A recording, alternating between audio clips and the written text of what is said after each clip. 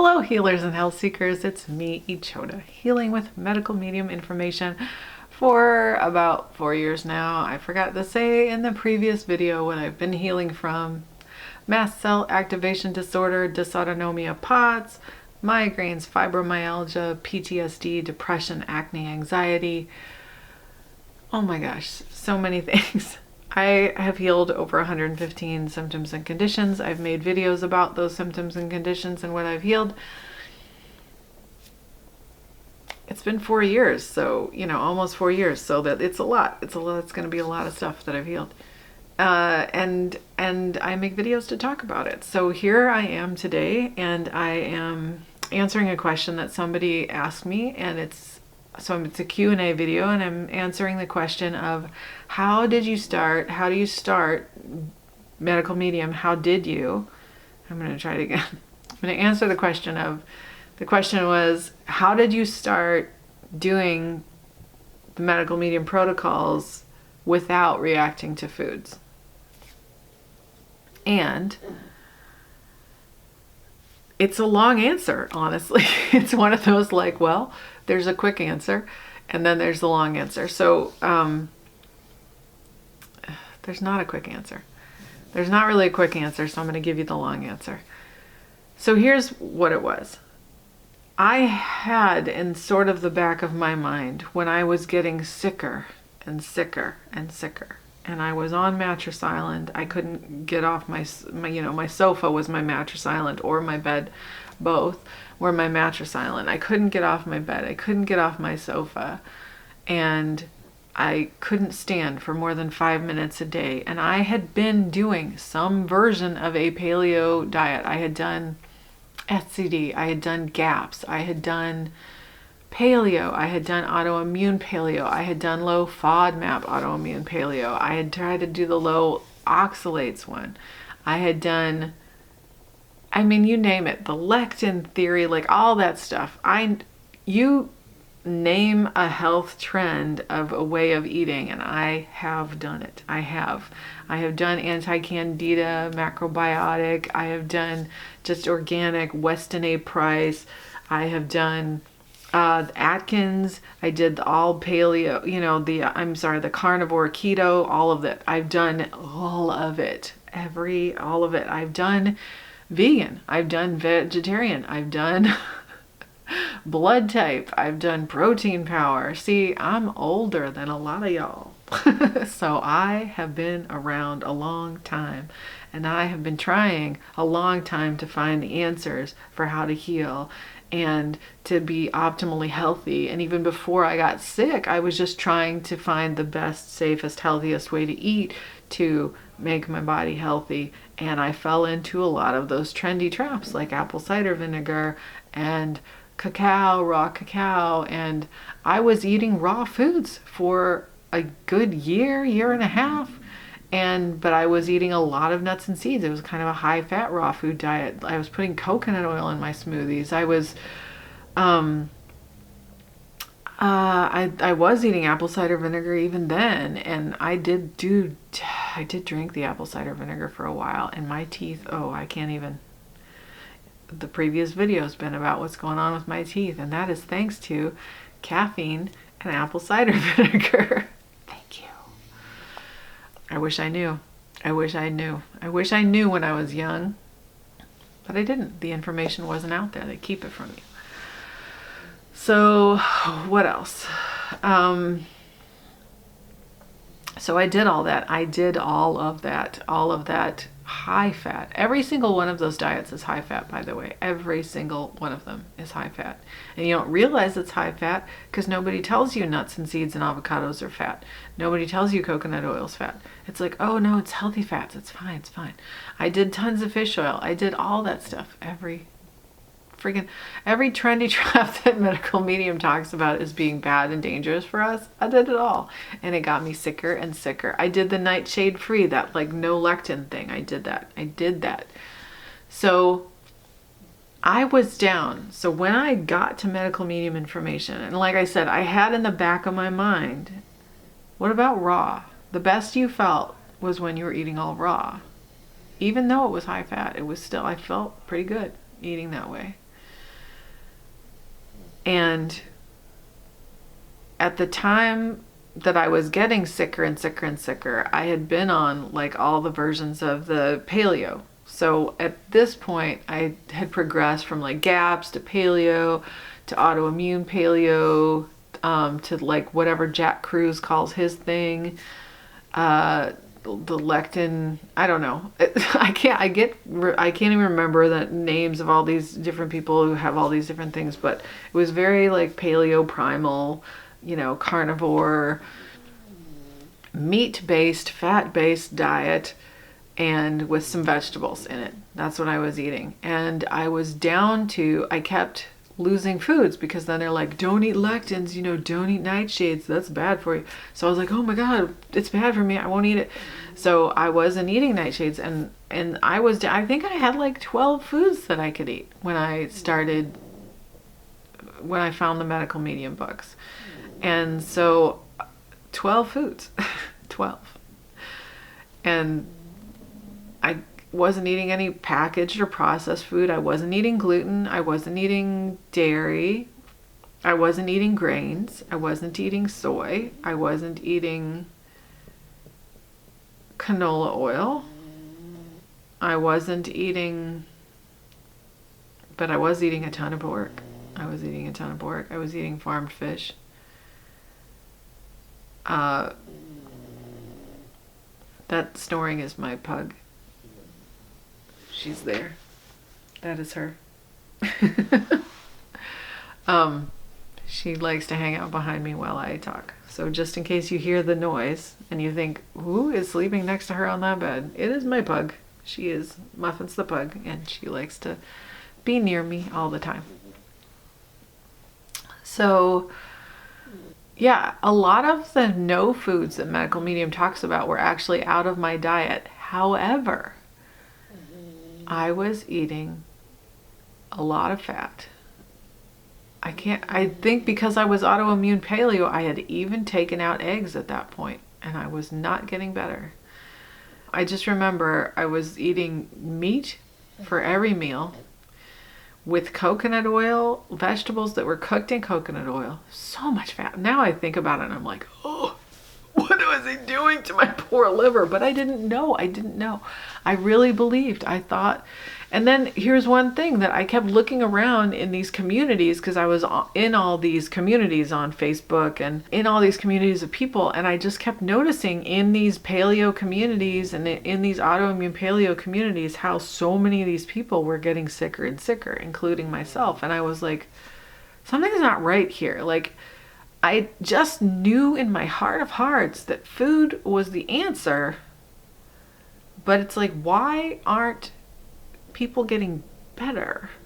If this is the right answer, then why aren't people getting better? Why are people getting sicker? It seems like, well, I shouldn't say food, but like not just food, but I knew there was an answer. I just thought, if I can just figure out what it is. I just didn't know what it was. I was like, I know that you can heal with food. I just feel like, it's like, am I just not finding the right food? Like, what is going on? There's got to be an answer. So when I read the medical medium books, and there's all the missing links to all the research I had been doing and everything, and I was like, this makes sense. And because I had in the back of my mind, like, what about raw though? And I was like, I can't go back to raw. And the reason I couldn't is because my husband was doing the job of 5 people, because I was completely incapacitated. So he was taking care of my son, our son. He was taking care of the house. He was working a full-time job outside the house. He was taking care of me. He was making all of our food. He was doing the grocery shopping, and he was trying to get the house ready for us to sell it and get this RV ready for us to travel in, because we had it that we were like, oh, what we need to do is find a better location, because part of the reason I'm sick is because of where we live. Because it's too wet, it's too moist, there's too much mold, it's too much of a trigger. And even though the house that we lived in was not moldy per se, the climate we lived in was. So we thought, oh, we need to go somewhere drier. So that's what we were gearing up to do. So he's trying to do all of this, one person by himself. We were totally an island, had no community around us, nobody supporting us, nobody helping us. We had one friend that would come in once a month and help us, and she was an angel sent from heaven, I'm telling you. And I thank her profusely every time I talk to her, because I'm like, you don't know what kind of a difference that made, just having one person who actually helped us. And anyway, so it was, I'm down to 12 foods. I'm like, I can't go raw, because like my husband, I'm gonna ask him on top of everything he's doing to try to figure out how to prepare food a whole new way again. Like, I can't do it. So I just, for the longest time, I thought I couldn't. And then, but when I read the medical medium book, I thought, this is exactly what I've been searching for. These are all the answers to all the questions I had, root cause and all the stuff. And I'm like, I have to try. And I just thought, I'm just going to try this celery juice. I'm just going to try it. I'm just going to see if I can make it. I knew I could make a smoothie in a day. I'm like, if I can make a smoothie, like I had enough energy to do something like that. I'm like, maybe I could just make this celery. Let me just see if I can do this one thing. And I did that one thing. I was able to make the celery juice, and I made it, and I drank 16 ounces, like you said. I started with 16 ounces. Now, I know how sensitive I was, and I just was like, I'm just going to do this. I just decided I was going to do it. And I did it. I was able to make the juice, and I drank the juice, and 3 minutes later, like, it went straight through me. I don't know if it was 3 minutes, but it felt quick. It went straight through me, and I basically, like, it went out. It just whooshed right out of me, the other end. And I didn't pee it out either. But it was still liquid, like the same way it went in. And I don't know if that's exactly what happened. It probably was flushing things out of me. I know that now, better out than in. But at the time I was like, oh, okay. But you know what? I didn't care, because I had already had symptoms like that. I had already had diarrhea. I was like, it doesn't matter to me. Whatever. I already had weird bowel issues and issues with like bloating and SIBO and all that stuff. So I'm just like, it didn't deter me in the least, because the other thing that happened is I felt this sort of like sensation that my cells were waking up. I just felt like a little bit like, oh, like there's life in my body now, which had not had that feeling. And I mean, I can't tell you a time when I felt like that. Like it was so long before, you know. And suddenly it was like, oh, my cells are like coming alive and waking up. And I actually had enough energy to make a smoothie after that. And so I made the smoothie, and I was like, look at me. And I drank the smoothie, and I still felt, better than I had in forever. Now, when I say this, when I say I felt energy in my body and energy in my cells, I was somebody who, if you visualize me as a car, I was a car that was completely out of gas. You can't make a car that's out of gas drive anywhere. It can't push itself to go. You're not going to get it to start because it doesn't have any gas. That was me. I couldn't make myself do things. I couldn't push myself to do things because there was nothing left in me. Nothing. So it wasn't like I just didn't feel like getting up or anything like that. I had such deep, incredible, full body fatigue that I was not capable of pushing myself to do something and just like overextending. I couldn't. There was nothing, no gas. Suddenly it felt like I had a few drops of gas. So I could do a little something. So it was like the differences were subtle but noticeable, and noticeable enough because nothing in years had done that before. Nothing had. And like I said, I tried everything. I tried all of it. Nothing had ever done that before. Nothing had helped me. Nothing. And I was trying this, like, I was already on this, like, really extensive, like, supplement protocol because other people said that they had gotten these results. And I thought, oh, maybe this will help me. And I had felt a tiny bit better. Better enough that I could make a smoothie in a day. but it wasn't really moving the needle forward. And celery juice was like such a different feeling in my body that I was like, huh, I can do this. So I did it, and I made the smoothie, and then I had enough energy to prepare a salad. And remember, I couldn't stand for more than 5 minutes without excruciating pain. It was really difficult for me to stand. So for me to be able to do 3 whole things in the kitchen in one day was like epic. Because normally I could only do 1 thing a day and it would exhaust me completely, and I was spent 5 minutes on my feet would exhaust me. It was over. I was crashed out. I did 3 things. This happened 3 days in a row. When it happened 3 days in a row, I was like, I am on to something. I know it seems like I'm digressing from the original question, but I know I remember it. So the question is, how did I start these foods without reacting to them? Well, in the books he talked about the power of these healing foods, and I thought, well, I'm not supposed to eat these nightshades, but he's talking about how healing they are. And it's not like I've ever had anaphylaxis to them. So maybe I just gave up nightshades because somebody told me to.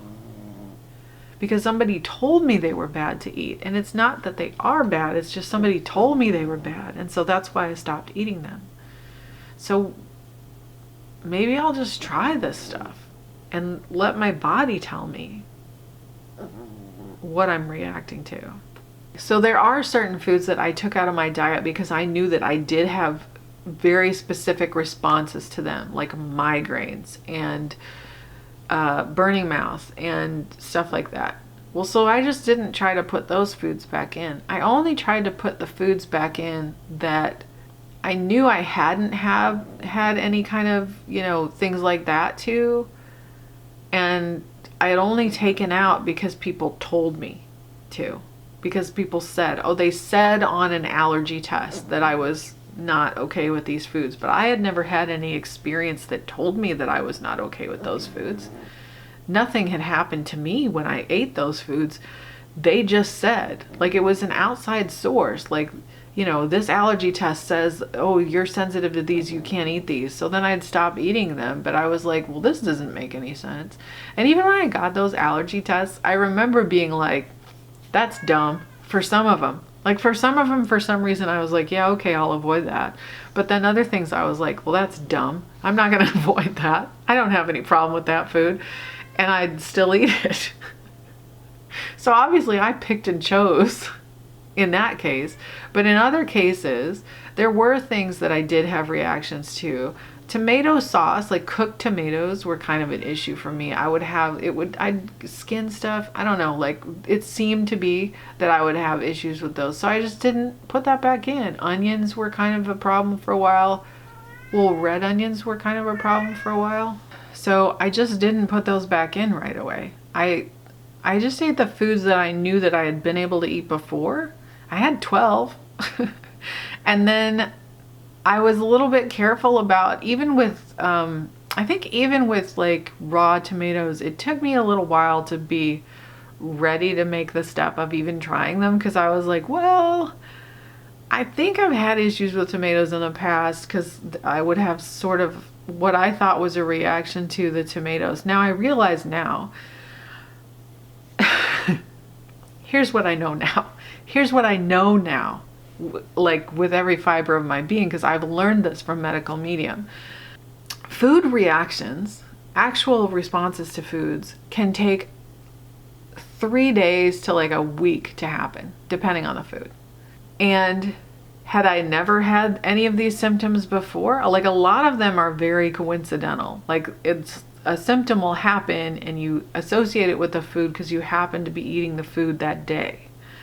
Well, it could be a food that you actually had 3 days ago. It could not even be a food. It could be something in your environment. It could be something else that you ate with that food. It could be the fats that you put on that food. Like people think they have a problem with potatoes, but it's like What'd you put on that potato? Was it loaded with sour cream? Did it have butter on it? Did you put coconut oil in it? Did it have fat of some kind? Did you put nuts and seeds? Like, it's not the potato that's causing the issue. It's nuts and seeds. Now, if we're talking about an anaphylactic reaction, I'm not talking about those, okay? That's not what I'm talking about. Anaphylaxis is anaphylaxis, and it's different, okay? And I have seen people heal anaphylaxis in the medical medium community. I absolutely have. I have healed anaphylaxis because I used to have anaphylaxis.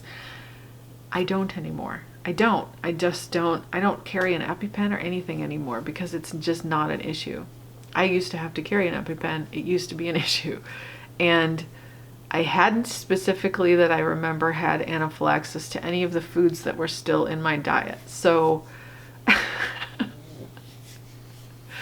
but my anaphylaxis was more to chemicals. And I was told that I was anaphylactic to bees. I don't know if even that's accurate. Bee stings. I did have really strong reactions to bee venom. That's true.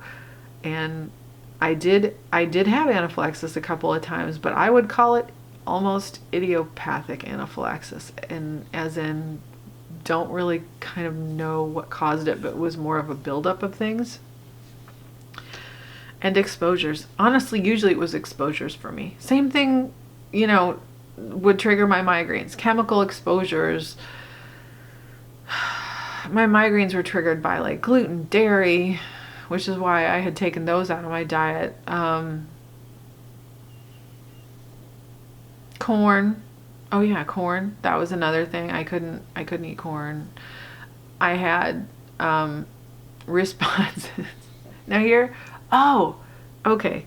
Here's like a long time ago when I was still eating this stuff, but I used to like popcorn and oatmeal were a huge problem for me, to the point where my husband was like, no more, you cannot have those.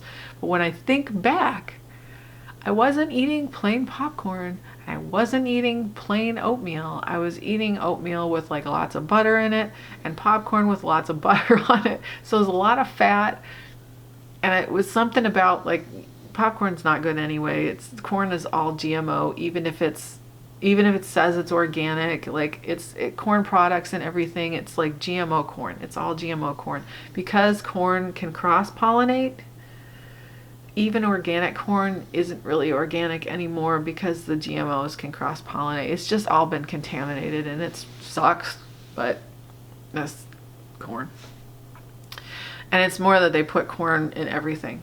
It's, high fructose corn syrup, citric acid, cornstarch, and all this stuff. It's all these things that are made from corn, maltodextrin and things like that. So it's insidious, it's in everything. Okay, so back to the reactions. So a lot of what we think are food reactions are not actually. They're symptoms we already have at other times. It could be other things exacerbating the symptoms, or it could just be the symptoms being the symptoms, like happening when they happen, because it's not like stuff is always consistent. Sometimes things flare more and sometimes they calm down a little bit. And okay, so now I know that and I really understand it, and I understand that a lot of times what you think is a reaction to a food is just a coincidental timing of you ate the food. And it can be like 3 to 6 days after that you actually respond to the food. And then, like I said, with food allergy tests, it's like those things are not accurate measures of what foods you're reactive to. And the whole nightshade thing is a theory, it's a myth, it's false, it's not true. The foods they call nightshades, like potatoes and tomatoes, are actually incredibly healing foods. And Medical Medium has a podcast called Potato, the Nightshade Healer. I will link it below. That goes into detail about potatoes and how they are incredibly healing for the body. Potatoes are incredible. They're incredible. And it's so amazing. So I had given up all these foods. Basically, a lot of them I had given up because somebody told me that they weren't good for me. And somebody told me that I would be sensitive to them. Some test or some And those tests are so wildly inaccurate. And you can take that test like 8 times in the same day and you'll get 8 different results. They are so wildly inaccurate and they don't really measure anything. They just don't. They maybe measure inflammation in the body, and that's about it. So they don't tell you really anything else, and it could vary by, did you eat that day? Did you not? Did you eat right before the test? What did you eat? Like, it can vary by anything. You know, did you urinate right before the test? That can change your results. Like, everything can change your results on those tests. They are just not accurate. None of them. Not the Vega testing, not the blood testing, none of it. It's none of those tests, those food allergy tests are accurate. So is that why you think you're sensitive to a food? Then it's not accurate. So what I did when I started is I just proceeded with caution. There were certain things I knew that I was okay with, and I just kind of stuck to those, and then I would venture out a little bit, and I would be like, well, I'll just try this and see what happens. And I would try something, and sometimes I would have so one of the things that I did have like a strong reaction to every single time I ate it was red onions. I had not been able to eat red onions in years. I could not even be in the same room if somebody's cutting a red onion. It was so strong to me. Now, here's what I know now about red onions. Red onions are the most powerful onion. They will produce the strongest healing reaction in the body. They kill off pathogens. And a lot of times what can happen if you have a really sensitive nervous system is that, like, even the smell of onions, or if somebody's cooking onions, it can like put you over the edge because your nervous system is just so overwhelmed all the time anyway. And that is just an intense scent or whatever. But also the onions themselves are very healing, and so you can get a really strong reaction from that.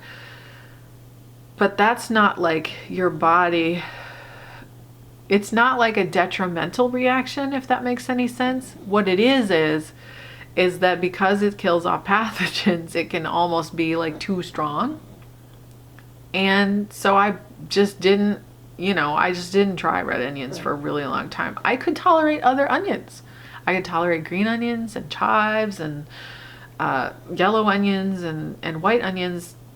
They were okay, so I would have those. If a recipe called for red onions, I would have something less, because even like a teaspoon of red onion at one time, because my nervous system was that sensitive and I just couldn't handle it, I'd get a migraine. It was just my bucket was too full. My nervous system bucket was just too full, and it would just send me over the edge and I'd get a migraine. So I didn't have red onion for a really long time. I think it took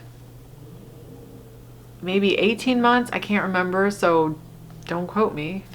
But I don't remember exactly, but it was maybe 14. I don't know. It was a while into my healing when I was finally felt like, okay, I'm going to try red onion again. And I tried it and it was okay. And I had tried a couple other times. I was like, maybe now. And I would try just a little bit because I knew that the previous time just a little bit would send me over the edge. But, and my reactions at the time, because I would have I would just red flushing on my face and then on my chest, and a migraine, and and the scent of it, like I couldn't, if even any onions cooking, I was just like, no, or cutting them in a space that I was in was like it was just over the top for my nervous system. I was too sensitive. So it would just send me over. And then, I don't know, one day I tried them and I could eat them and I was like, oh, I got onions back. I can't remember if they were like the last thing I got back, because the other things that I still couldn't eat for a long time were like pineapple and kiwi. Those were an issue for me. And I'm trying to remember if there was something else. I feel like there might've been one more thing that I was still like, I'd get kind of a burning. It was just too strong somehow. It doesn't happen anymore. I can eat as many kiwi fruit as I want and as much pineapple, and I don't have any issues with it. So it just took time for my body to heal and my nervous system to calm down and be able to handle those foods. And one of the things that medical medium recommends when you have a super sensitive nervous system like that, and you do have strong reactions to foods, like if you have histamine problems, or if you have SIBO, like a sensitive gut, any kind of gut issues, or just anything where you have reactions where you feel like it's reactions to foods. If you feel sensitive, he recommends the mono cleanses from the Cleanse to Heal book. Those are really good because it's very simple. It's like very simple foods. It's foods that don't cause reactions. And there's more than one mono cleanse, so you can figure out which one you feel like is going to work the best for you and do that one. But people have done those and healed miraculously. So if you're somebody who does have what you feel like are food sensitivities, and especially if you only have a few foods that you can tolerate, the mono cleanses are where it's at. Now, when I started healing, he didn't have the Cleanse to Heal book out yet. He didn't have the mono cleanses. He had the 28-day cleanse. So I was trying to do like a modified version of that. And then because I started feeling better, I kind of went way off. Like I thought, now here's where I can look in hindsight and think, I thought I was doing medical medium, but I was kind of like, I mean, it was foods that were healing. I wasn't eating the no foods, but I was not following medical medium. It was like very loose, and I still healed. It's amazing. I think I could have healed a lot quicker if I had, stuck to the cleanse, but I didn't. And then eventually I did. Eventually I got back there and I did do a cleanse again. And then, it's just how fast do you want to heal? If you could go deep into it. But some people have really sensitive nervous systems, and it's valid to think it's not your fault that you think that you're reacting to foods, and it's nothing like that. Like that's what we've been trained to think, and that's what we have been taught, and that's valid to feel that way. And the thing is once I learned, like, once you learn the information, it's like I realized, like, the things I thought I was reacting to, it might have been something totally different. Like I said, people think they're reacting to potatoes. They're actually probably having a problem with the things that were on the potatoes, like, I get heartburn, whatever. Yeah, well, because you're all that fat. So it's not, a lot of times it is that. It's like, well, what else did you eat around it for the, for like 72 hours before and after? What else did you eat? Because it's maybe not the thing that you think it is. It might be something like that. It might be something else that you've eaten in the past couple of days or few days that's actually what's causing the response. Which that makes it really hard to pinpoint, doesn't it? Like when you're if you have mast cell activation disorder and you react to friggin' everything, and you're trying to pinpoint, like, what was it this time, like, or any kind of chemical sensitivity, multiple chemical sensitivity. It's a pain. It's a pain in the butt. But mono cleanses, best way to start, because they're simple. It's simple foods, and they're incredibly healing foods. And I highly would recommend reading the Cleanse to Heal book, because he really explains how to do the mono cleanses and why they work and why it's okay to eat one single food. It isn't one single food though. It's like, it's not. There's a couple of things you can have, and it's not one single food. A mono cleanse it's not really a misnomer, but if you just take it at the name, it can be a little bit misleading, because you are having celery juice. You are possibly having like lettuce with the bananas or papaya or potatoes or peas or whatever mono cleanse you decide to do, or squash or whatever. So I would assert that there is probably a food, if you are somebody who, like me, was down to 12 foods. I know people who were down to less foods. And we're still able to do the mono cleanse. So if you're somebody like that, who has like an incredibly sensitive nervous system, any kind of chemical sensitivity, any kind of like incredibly sensitive nervous system, mast cell activation disorder, which obviously, because I had that, a lot of people watching will be people who have had that. I would start with the mono cleanse, because I probably would have healed a heck of a lot faster if that's where I'd started. Because, oh my gosh, it had been so long since I had had potatoes, to have potatoes back and tomatoes, which again, it took a little longer for me to feel brave enough to try tomatoes. But here's another thing that I noticed is, as I healed, so I'm like doing the healing tools and stuff like that, and I did not start the heavy metal detox smoothie right away. I started about 4 months in. And because I did have a sensitive nervous system, so I just had to go at my own pace. I had to go slow. And when I felt ready is when I started that one. I just was doing like some random smoothie. I don't even remember what I was putting in it. But so I started the heavy metal detox smoothie a few months in. I think with my supplements, I was already doing some kind of supplement protocol. Like, I added things, so I shifted it and changed it then. I'm not even sure how I did my supplements, but when I did add anything in, it was very slowly. I would take a couple weeks at a time to just sort of see how I did with it. But when you're doing a mono cleanse, you don't have to worry about supplements. You don't have to worry about the heavy metal detox smoothie. You're just focusing, and you can totally start that process with just the foods. I mean, I would also recommend, obviously, using the other tools like the angels and the meditations and the soul healing techniques. He's got the podcasts now that have some of the meditations, and I would totally recommend that. But it's like, if I had started, I would have healed so much faster, I think. And I'm not complaining.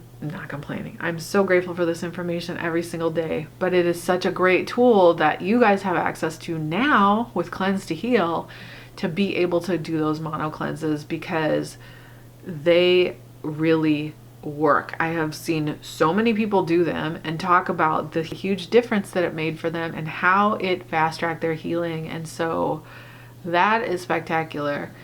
And you know what?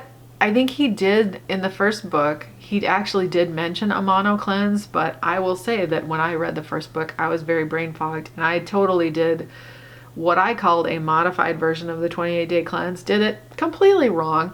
I know that now, and I figured it out later, and I was like, oh, I didn't do the 28-day cleanse. I mean, sort of, did the first part of it, kind of, but I didn't.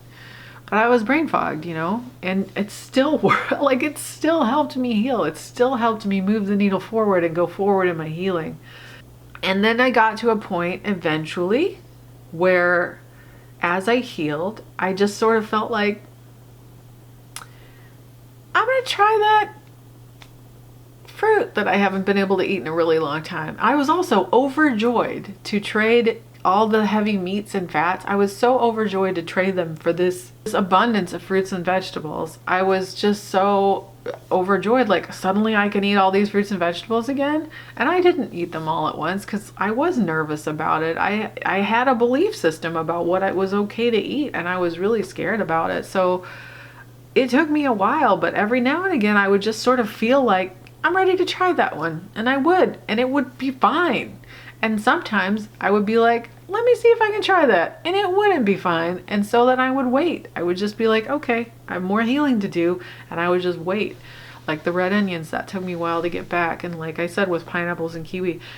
And I don't know, maybe I could have tried pineapple and kiwi sooner and it would have been fine. I think most of it was just I was scared to. Like, I was nervous because the last time I had it, like, oh, it had the burning and whatever. I think pineapple might have been one that I did try, and then it was like, nope, not yet. I don't know, kiwi might have been too. But those are ones that took a little long, but I did get them back. So it just, over time, you heal, and there'll just be a point, I think, at which you'll be like, maybe I can try that, and it'll be okay. Now, like I said, anaphylaxis is a whole different situation, and like I said, also, I have seen people heal anaphylaxis, but a lot of the things that I've seen cause anaphylaxis for people are things that you want to avoid anyway. And so once you know why you're avoiding them, I think that's also a big difference, is understanding what the foods actually do to you. Because it's not about like, oh, I'm going to get gluten back, because you probably don't want to, really. You don't want gluten back because it feeds pathogens. You don't want dairy back because it feeds pathogens. At least for me, like my end goal isn't like, oh, let me heal so that I can go start eating all these foods again that I know feed pathogens. I know what they do in the body. I know what they create in the body. So why would I want to put that stuff back in my body when I know that I'm going to be exposed to more pathogens being in the world? Like, just existing in the world. Like, you get strep anywhere. You go to a restaurant, you can have the chef sweating on your food. He doesn't know he's sweating in the food, but he's sweating in the food, you know? That sweat, it's got his pathogens in it, and it's going to pass it on. He might have a cut on his finger. You touch a door handle at a restaurant, or go to anywhere where there's like a public toilet. You touch a door handle anywhere, not just at a restaurant, but literally anywhere. There's gonna be pathogens. You fly on a plane, anywhere where there's other people. It's just like they're everywhere. There's more. And then different strains, you can pick up different strains, and that happens. That just happens throughout healing. So it's like, we live on the planet, we're exposed to all these toxins all the time. I don't want to give them any pathogens that I might accidentally get exposed to more food to build up more resilience in my body. And I want to just keep building my immune system. So I don't want to go back to eating gluten. I'm cool without it. I'm totally happy without it. I like the way I feel without it. I don't even think, I can't imagine what it would feel like to try to eat a lot of that food right now. And so, I mean, that's a personal choice. People can do whatever they want. We all have free will. That's great. It's great that we do. But once I understood like what these foods do in the body, why they were triggers for me, why they would be triggers in the future, what they could do, how they could feed pathogens, what they could build up, and then what foods heal, what the healing foods do. Why do I want to try to eat this? It's like, it made me want to try it more. It gave me the courage to try it. Like, if this is what this food does in the body, then I want to try it. I want to be able to try it. So let's see what happens. And again, with a very sensitive nervous system, sometimes people have to start small. So maybe you don't start with 16 ounces of celery juice. Maybe you start with 2 ounces and see how that works. Like me, I just went barreling in. I was just like, he says 16 ounces, let's do this. And I'm like, 16 ounces, drink it down, goes right through me. Okay, that's what happens, I guess. And then I just kept going. I just did it again. 3, days. It went through me for a while. That's just, what? And another thing is, your bowel movements are going to change. It's going to happen. It's okay. It's just part of the process. Bowel movements change sometimes. Bowel movements are different when you're hydrated. And I don't think people realize that. But you know what? I'm going to do a whole nother video on bowel movements. I really am. I'm going to talk about poop. Again, I've done a video before, but I'm going to talk about it again because I know more now. So, anyway, that's just something to be aware of. Like, it's okay. It's okay. It's going to be different. It's just going to be different. It's okay. Don't freak out. It's cool. It's okay. It's okay. So, one final note is, have compassion for yourself, be patient with yourself and the process, and know that it takes time. It takes, especially when you have a really sensitive nervous system, it takes time. It takes time. It takes time to learn the information. It takes time to, baby steps, slowly, slowly, slowly. But now this tool and cleanse to heal, these mono cleanses that are laid out, like, this is how you do a mono cleanse, this is how you do it, and this is why you want to do it, and this is why it's okay to eat just a couple of foods for like an extended period of time. It's not what you think. It's not what you think. It's actually really okay. It's really good for you, actually. So I love that tool is available now to people, because it really will help people with sensitive nervous systems. It's a big deal. I mean, if I could recommend 2 books, would be for sure the Medical Medium Revised and Expanded Edition, the new one, and the Cleanse to Heal book. If someone's like, where do we start? Start there, because those are invaluable tools, both of them. Cleanse to Heal has all these different cleanses and all these different protocols listed and all this information, and the Medical Medium Revised and Expanded Edition has his story, his origin story, and it has all of this information on the viruses and pathogens that cause us chronic illness, and also has protocols, also has healing tools, also has all these meditations and the angels, the the essential angels. And it is so worth it. It's so worth it to have both of those books, because they both offer, they're simpatico. They work well together, and they really are, it's like a great jumping off starting point to have those two books first. If you're new. Even if you're not, honestly, I've got every book he's put out, and I will always buy every book he puts out, because there's always new information, there's always more to learn, and I am a student of Medical Medium for life. So I hope this has been helpful. I hope it answered the question. If you have more questions, if it brought up more questions, or if I forgot to address something or anything, or you just want to say hi, leave a comment below and let me know. Thank you so much for watching this video. I love you, my healers and health seekers. If you want to subscribe to this video, you can hit that subscribe button wherever I haven't done a video in so long. It's over there, right? That red subscribe.